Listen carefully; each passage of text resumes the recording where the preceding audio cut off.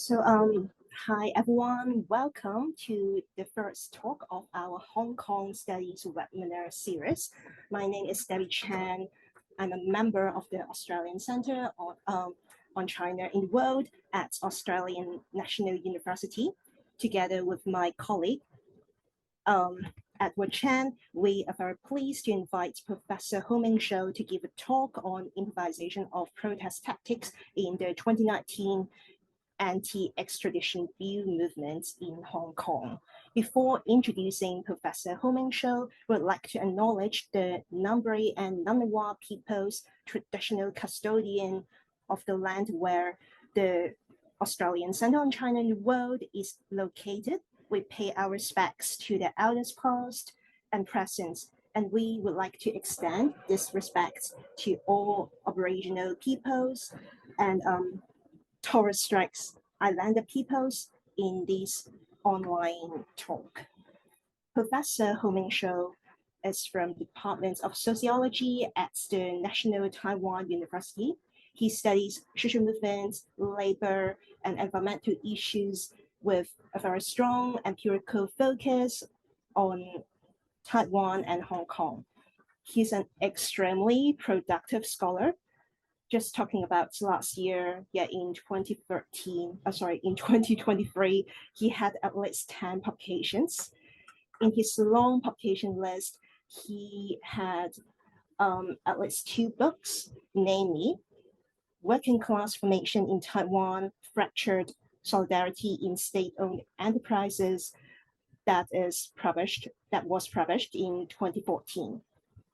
Another book, Challenging Beijing's Mandate of Haven, Taiwan's Sunflower Movement and Hong Kong's Umbrella Movement, was published in 2019.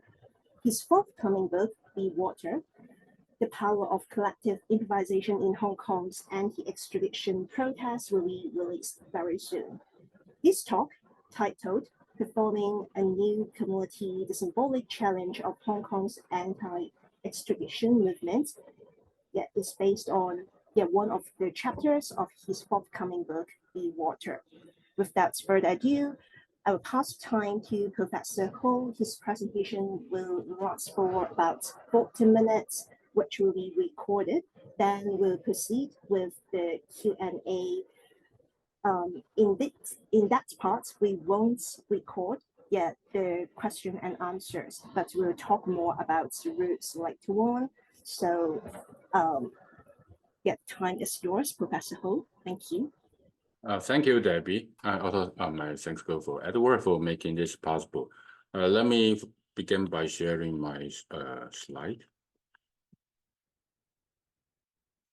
So again, I'm extremely honored, and I have the pleasure to share my research finding here on this occasion. As Debbie just mentioned, it's a part of my book, and the book is actually under review. So I'm really looking forward to this opportunity that I can collect the insight, your criticism, so I can make my book a better one. So this is the title I made for this occasion. It's called Performing a New Community, the Symbolic Challenge of Hong Kong's Anti-Extradition Movement. So this is the book, the structure of the book, but I'm going to talk about one chapter only, and this is the chapter that I have shared before. So the structure was like, I began to look at what happened before the 2019 protest, from Umbrella all the way to what happened in 2019, and chapter 2 look at the interpersonal dynamic of the participants. And chapter 3 look at the dynamic of protest, the protest cycle, how it expand, diffuse, and innovated, and then contracted. And the fourth chapter is actually the last one I finished for this book, because I want to look at the cultural dimension of it. And this is the chapter I found it most difficult to write. So I'm not that confident, but I hope that I can pick up your brain to make it better. And the chapter 5 look at what happened among overseas Hong Konger, the so-called global fund. And chapter 6, I look at the movement. The movement party is dead, but it declined. But the movement still there. A lot of activities that's still going on even within Hong Kong, like a number of independent bookstore and community newspaper, and all this activity, I think, is part of the movement, but it's still often neglected because we only equal social movement with protest, and that's something that I want to challenge today. And also, so that's what I call post-mobilization activism. So this is basically the structure of the book. As I say, it's still under review. So let me quickly share with my key argument here. So being a student of social movement, I think we cannot stop wondering that people are really creative when it comes to protest. They innovate new ways of making their voice being heard. So I think what happened in Hong Kong in 2019 and 2020 really opened a lot of people's eyes, because I think very few of them saw it coming, and it was surprising throughout a very protracted process. So I want to unearth a mechanism, I think, which is very important and very fundamental to the driving force for this. This is what I call collective improvisation. There's a formal definition of it.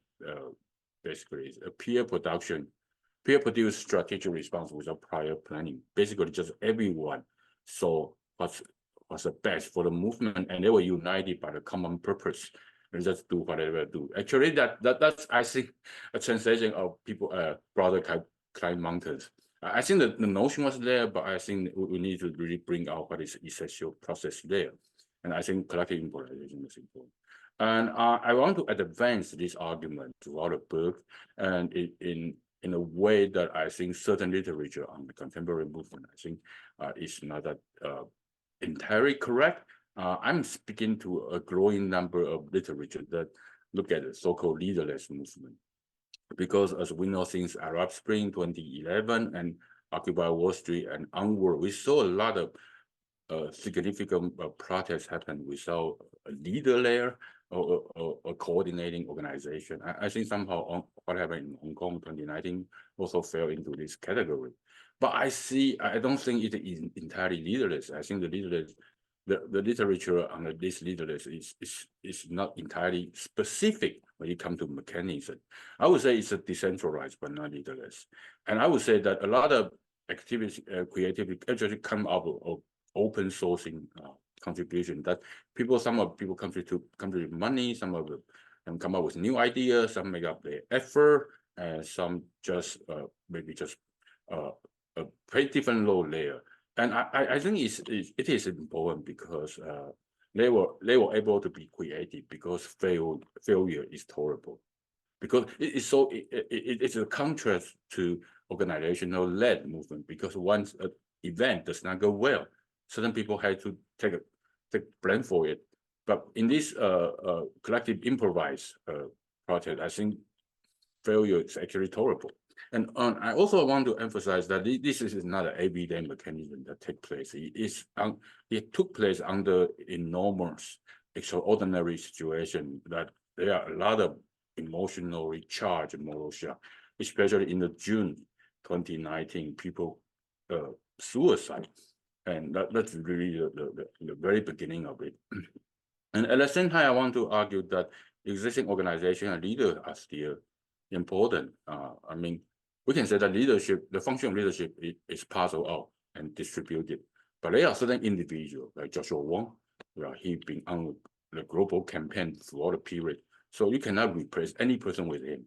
So still, I think there are importance among these leaders. And finally, I want to emphasize that even though collective improvisation is a very powerful mechanism, it has its finite limit. Especially when it comes to a certain period of mobilization, the new idea is going to dry out. People are going to be tired, so eventually it will decline as the time passes by. So this is the central argument. And let me share with you some of my observations. So I collect all the protest events beginning in February 2019 and ends in June 2020. That was the beginning of the national security law. So you can see the protest just peaked throughout the 2019 summer, and it declined at the end of that year. And the second figure look at the distribution of three kinds of protests. I use a 3-4 classification. So the dotted one is a peaceful one. So it actually took place earlier, it reached its peak earlier. And the second one, the regular one, is disruptive, like you challenge the order, like strikes. So it also took place later on. And the dash one is a violent event. So it happened, it was the least one, but still it took place in certain patterns. So here you can see a stepwise escalation of the protest event as well, this rather long period of time. And also, I want to, the figure 4.5 is I look at the location of this protest, where it happened. By conventional area, I class together what happens in Central, in Admiralty, and also in Monga, because that's what this place was the place where umbrella movement took place. But I think central to this 2019 protest is that it diffused to other territory area. So you see that for a certain period of time, protests happen in emergent area, so surplus conventional area, but it also declined later on. And the figure 4.7 is that a lot of activities happen during a rally or demonstration, but I took out those routine ones like shouting, slogan shouting, waving flag. I took the unusual one, like for example, people began to sing, or people began to blockade the law, or people began to throw petrol pump and so on. So these are what I call protest activities. So what I do is I look at the first appearance of 133 protest activity. So you see that for a certain period of time, from May to September, you see rapid explosion of new activity. But what happened later on is the decline, meaning that people were no longer inventive of a new action. So that this is what I try to emphasize, that collective improvisation do have a limit. It's not going to be permanently renewable. So, okay, but that's not what I'm going to share with you today. It's more like what I argued before. And today, actually, the focus is not on a street protest. I want to look at a cultural dimension. I want to look at how social movement create new meaning, as we all know that. So okay, it's a meaning-making agent in many ways. And too often that we will confine to the framework of contentious politics, to the extent that we really look at a cultural idiom, expression, a secondary. So I actually borrow, I use I borrow a very famous article by Alberto Melucci, who is an Italian theorist of social movement, to frame my presentation today. And that's my first theoretical inspiration. And the second one comes from language of philosophy, John Austin, as many of them are familiar with his idea of performative. Now, the idea of performative is that oftentimes we use words to do things.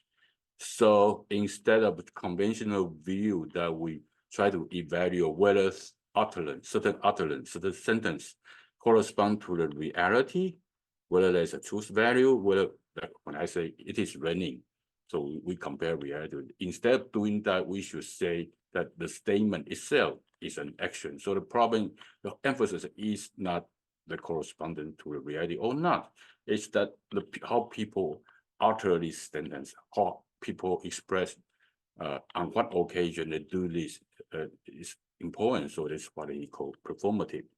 So today I'm going to share with a lot of expression took place during the protest. I saw the need to perform a new community of Hong Kong community, and the medium could be medium for which could be quite diverse. It could be verbal, non-verbal, visual, and other ways of doing that. That's what I'm today going to share with you.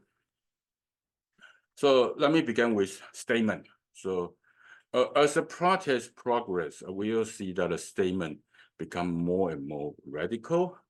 For example, when protesters occupied the legislative council building.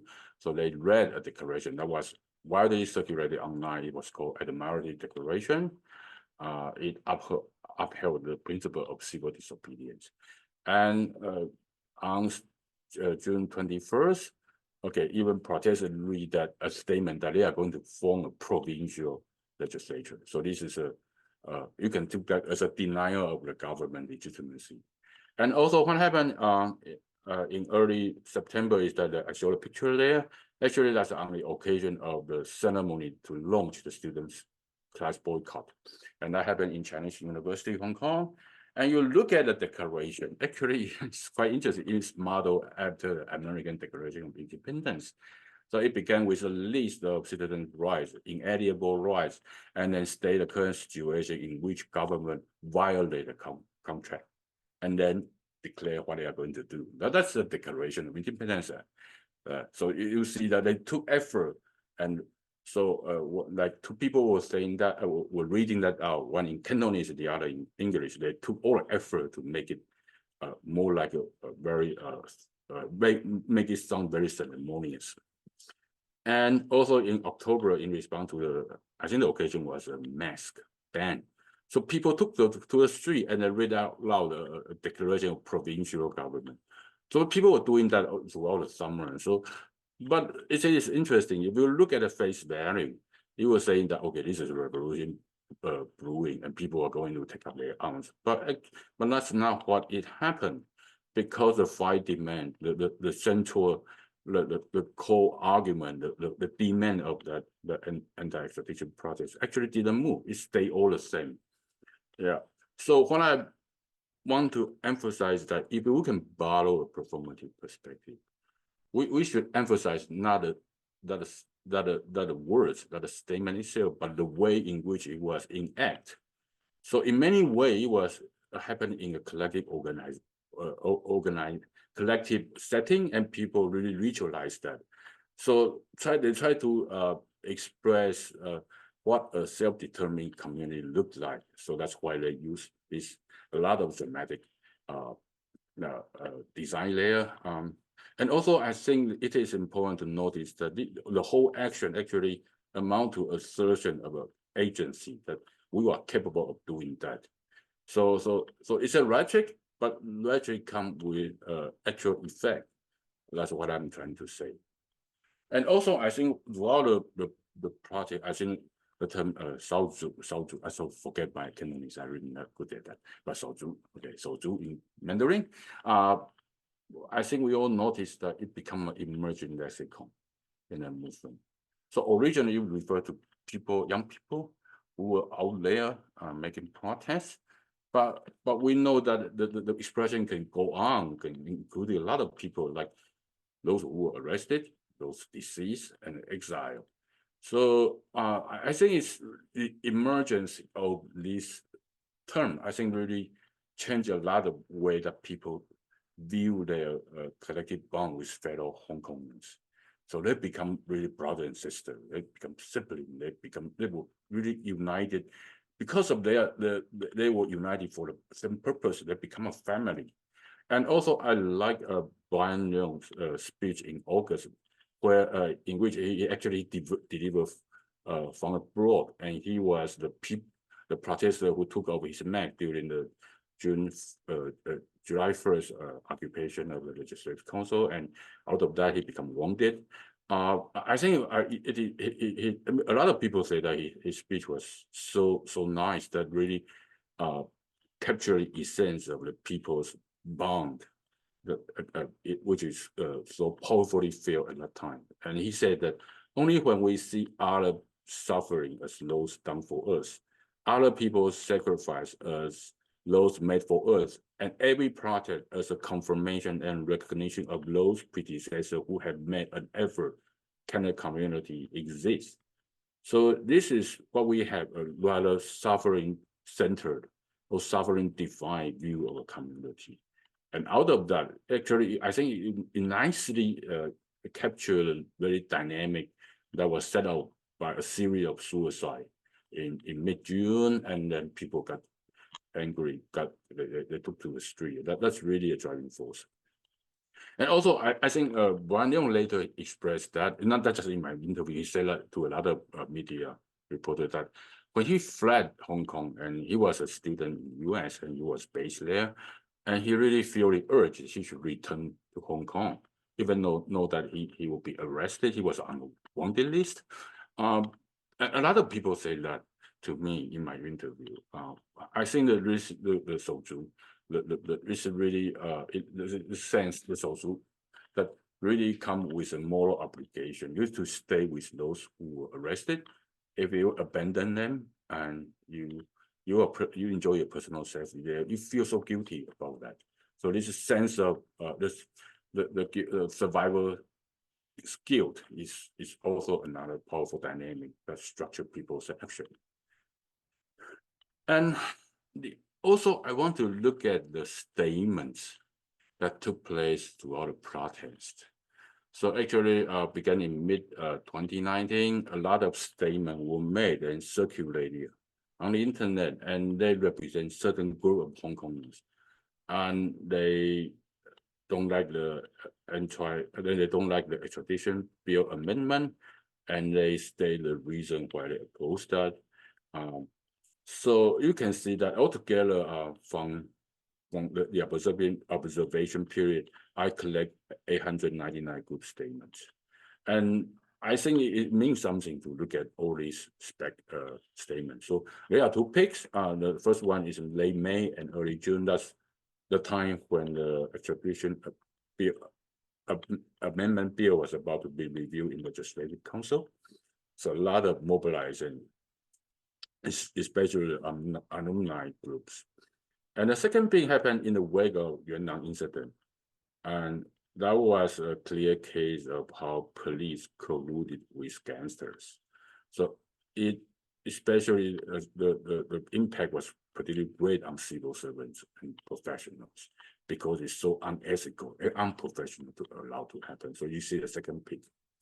So in the process, you look at many interesting arguments, like, for example, like clinical psychologists argued that the police, the government should tolerate the presence of War because it's good for mental health. Hong Kong was stressed because of conflict, because of the tear gas. So you allow that, it's good for mental health. And also a group of chemical engineers actually make a statement and analyzing the toxic substance of tear gas. And we're very professional at a lot of chemical analysis and so on. So it's very interesting to see the argument coming from that aspect. And the way in which people made a statement usually involving few drafters and then circulate around the people. So I want to highlight the case of alumni of St. Francis Xavier College.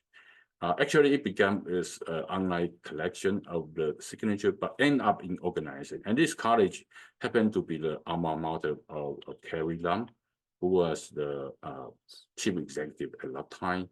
So it became very interesting that her school alumni organized because of the opposition to her policy.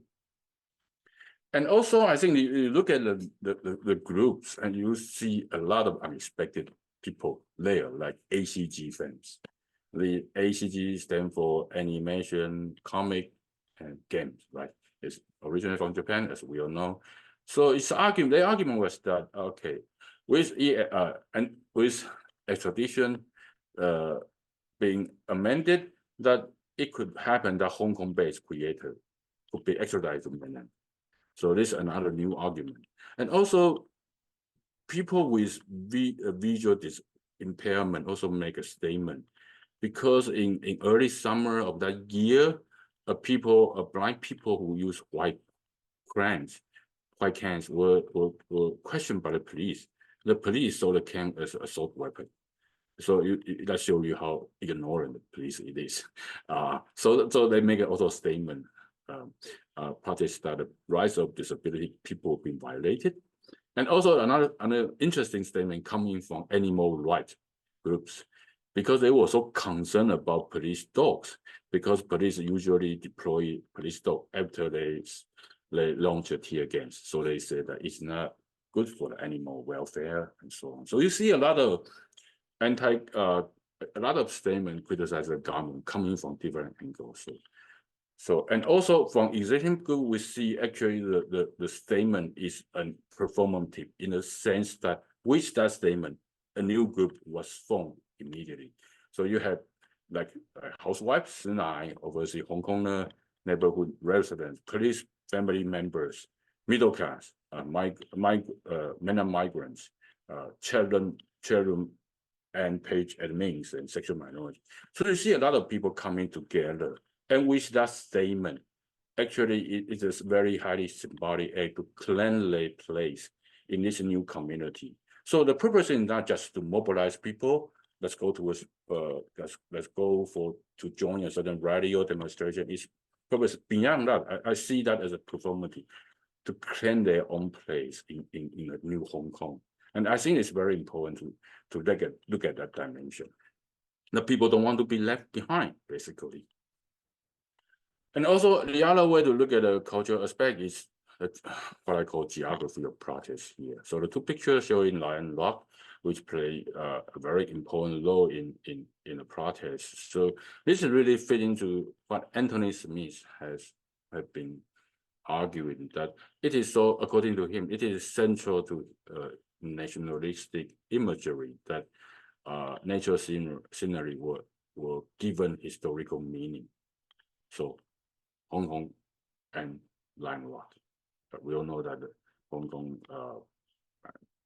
in the past, people will say to practice the spirit of Lion Rock. That's how Hong Kong become prosperous.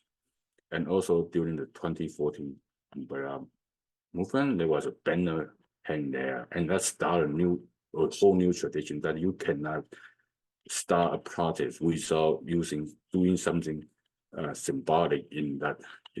So there was actually an intense battle over the Lion Rock. According to my database, at least 5 banners were hanging there. And if any of you who've been there, you know that it's not that within an easy reach. There's trail around 30 minutes that you have to climb up to the peak. And the peak is so cracky and steep that if you want to hang a giant banner there, it really needs special skill. No, not everyone can do that. It's really an effort to do that. And you have to imagine that. And when people do that, they knew that a banner will be taken within hours. The government don't allow that. And oftentimes you have to be on watch, on alert, because there are police undercover or people who try to harm you when you do that. But nevertheless, people do that. And also in a number of occasions, like Hong Kong Way and also Mid-Autumn Festival, people make sure that they lit up the light on the mountaintop. And also people bring the statue, it's a big statue there, and they have to be pre-cut in pieces and stored there, and knowing that it end up being destroyed the other day, the day after. So people today understand that you cannot see why people do that out of instrumental reason. People do that for symbolic reason. And what happened is that actually, I noticed that actually after one incident of banner hanging, a group of pro-China actually do that. So they want to claim that the piece of territory. And what happens is more interesting is that the other day, the protesters tried to hang banner in different neighboring hills, including one in Victoria Peak. So you see that there was intensive struggle over that. And also, I think that throughout the protest, you heard the term like 18th district, flower blossoming in 18th district all the way. And make sure that people, even though it did not happen exactly the same way, but it still represents the whole territory are united for that purpose. So a lot of symbolic gesture being used there. And also we all know that there was a sort of national anthem, a Glory to Hong Kong, that was composed by a composer called Thomas. But you look at the process, the way it finalized the lyrics and also the way it was made into an MV was a classic example of collective improvisation. So a lot of people contributed to that anonymously. So I think it's interesting because during the umbrella movement, you have Canton Pop creation, but right now it's a military march.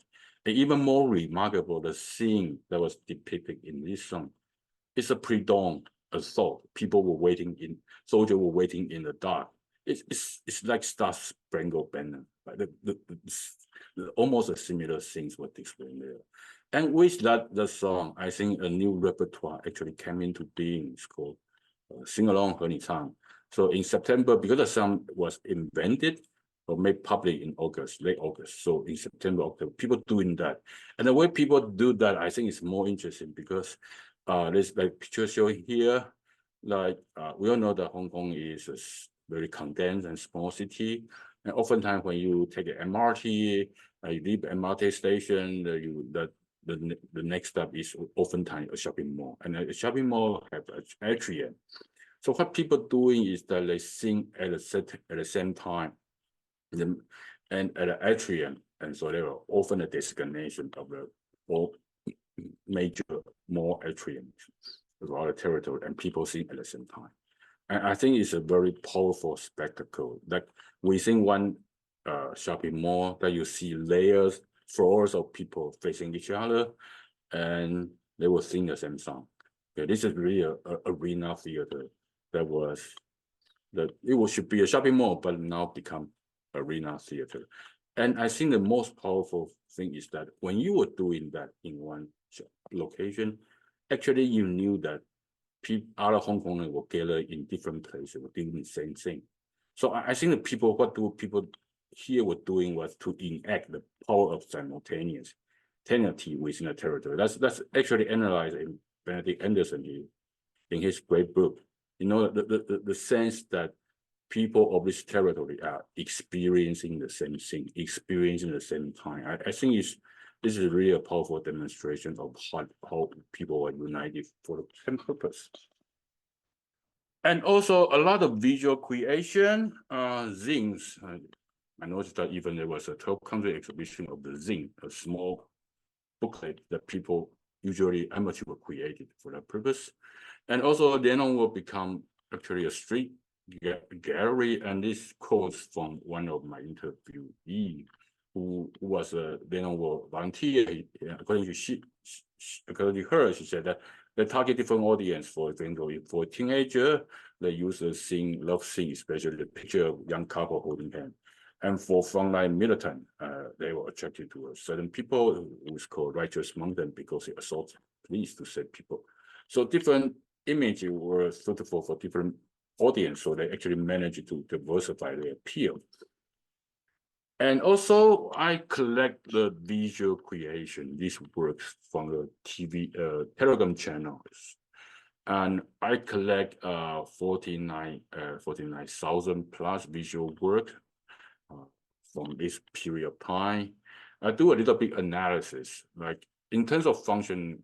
I think it's quite evenly distributed. 27% for criticism, 25% for announcement, the other 25% for advocacy.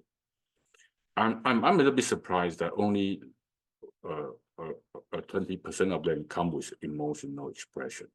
So 40 among them, 40 were anger, 40% anger, 26 were sadness, and 40% fear, and only 17% joy. So clearly negative sentiment outnumber those positive ones. And of course, because people contribute that anonymously, and the same mechanism of what I said, collective improvisation.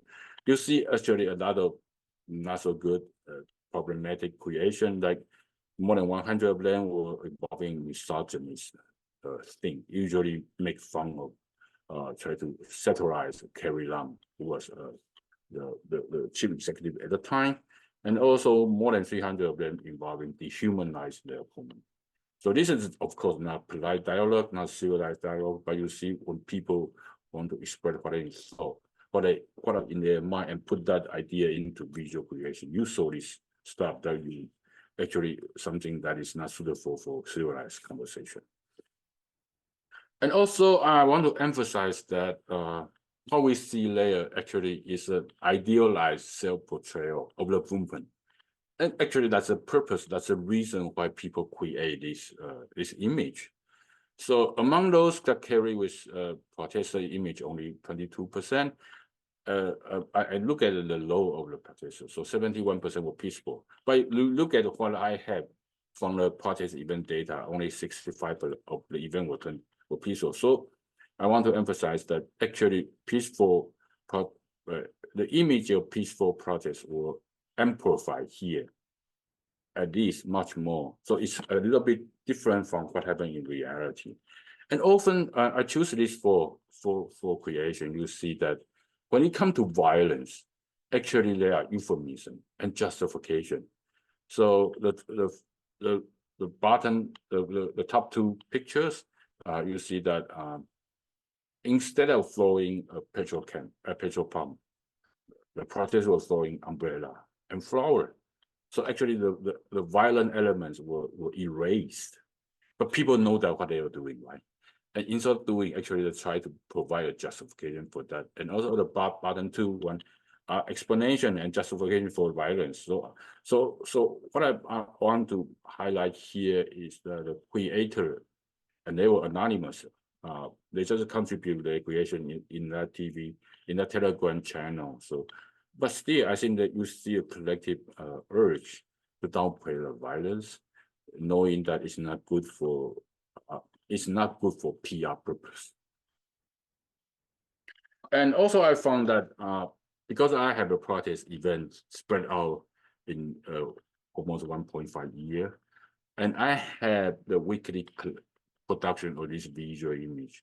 And there's a discrepancy I want to highlight finally here, is that beginning in February of 2020, you see the continuous production of this visual image, but the collapse of protest event, meaning that people no longer took to the street. And the reason for that is onset of COVID, right? And also many people feel fatigue with a climbing number of arrestees. People don't like to make protests. But you see that still that nevertheless the production remained there. So you see the discrepancy there. And actually I want to argue that I think this is a sign that people actually use this visual creation. They try to stimulate the protest participation, and they knew that protest is declining, but so they want to continue on a cultural front to engage with the government, even though they know that street protests were no longer there. Here are some statistic correlation. It's a bit complicated, but this is the final one. Let me explain a little bit. So we see three rows here. The first row is the I correlate. This is a week by week correlation. So I divided into 4 columns. The 4 weeks mean throughout more than one throughout around 50 weeks we observe. But I divided into 3 sections: the earlier, middle, and the latter one, and the last one. So here, the first row, I correlate the number of visual materials and the number of projects. You see, if you look at the 0 weeks sale, it's a positive 0.6, meaning that the more protests happen, the more visual art creation were there. So they are positively created. And this was being the case in the very beginning and to the middle, but finally in the last section, this correlation was no longer there. And this was where I point out that there's a discrepancy there. And also the second row and the third row is a comparison of those with protester image. So the second row is that I look at the image with peaceful protesters. The third row is that image with disruptive and violent protesters. Because they are fewer, so I group them together. You actually, let's look at this area only. Then we can find that in terms of relationship, disruptive and violent protester image are more closely aligned with what happened on the streets. So this is an additional finding. I want to emphasize that even though, as I said before, the creators of this visual image overemphasize the peaceful nature of the protest. But when it comes to the protest dynamic, actually is what's the disruptive and violent protester image that more aligned with the dynamic. So I think this probably has to do with the reason that by portraying, by presenting the protester in disruptive and violent way, it actually has a more effect to encourage people to protest. And that really comes down to the purpose of why people create this image. They didn't create this image just for art for art's sake. No, it's not just an artwork. It's actually an intervention into the ongoing movement. And creator really want that people stay focused on this issue and take part in the protest. So in a sense, it's propaganda, even though I try to avoid that word, but it's propaganda. So conclusion, so I think what happened in Hong Kong during that period is a very acute process in which collective suffering makes a community. And also I want to bring out the writer, Hong Lai-ju. He published this book. It's a very interesting book because it's a sort of a diary of what she observed throughout the process. And especially I like the passage where I quote here, let me read it out. People always say this was a ruthless city. In the past, in this summer, the summer of 2019, the city finally took root, developing out of many intertwined woods. And the woods and the roots have become our common destiny. So again, this is the idea that common suffering makes a new community. And even now, the protest movement was no longer there, but you see the cultural creation, the Hong Kong identity, the sense of a community based on shared suffering was still the most powerful resources that urging overseas Hong Kong to continue to do something for Hong Kong. And also, I want to emphasize, because what's the culture in action? We bring our idea in our everyday interaction, but at the same time, there are particular moments that new ideas were born.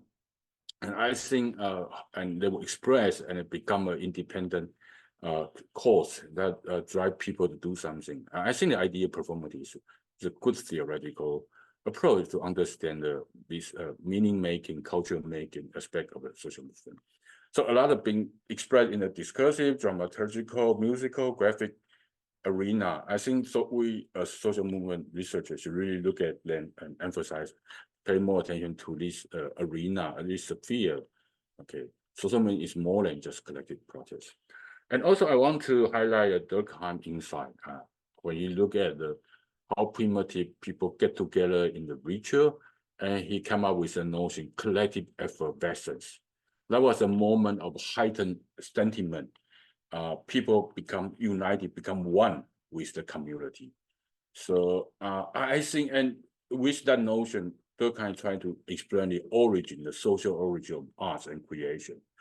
And I think throughout the process, with so many songs, visual creation, statement, and so on, the protest that was so aligned with spaces and make use of the spatial connotation and so on. I think this really happened only in the protest, and a protest that is deeply related to the root anxiety of Hong Kongers. I think it's only through this process we can see this creation. So I think the older kind insight was still very useful for us to understand the dynamic, the cultural dynamic of protest.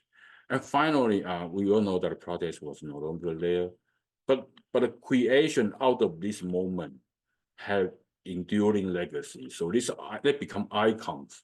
Like what I'm saying is the flag, the Black Bohemia flag, and also the song, the Glory to Hong Kong. So there is a reason why Hong Kong government try to ban them, because they become so subversive. I think it become like similarly in similar way like a tank man. Let us think of the Tiananmen incident. So this creation, I think, is very important. That even though movement was no longer there, but it kind of this icon become a permanent feature in our collective memory. And when next time there's going to be a protest, I think this will definitely going to be in the play. So I end up my presentation here. Thank you very much for your attention, and let me stop my sharing.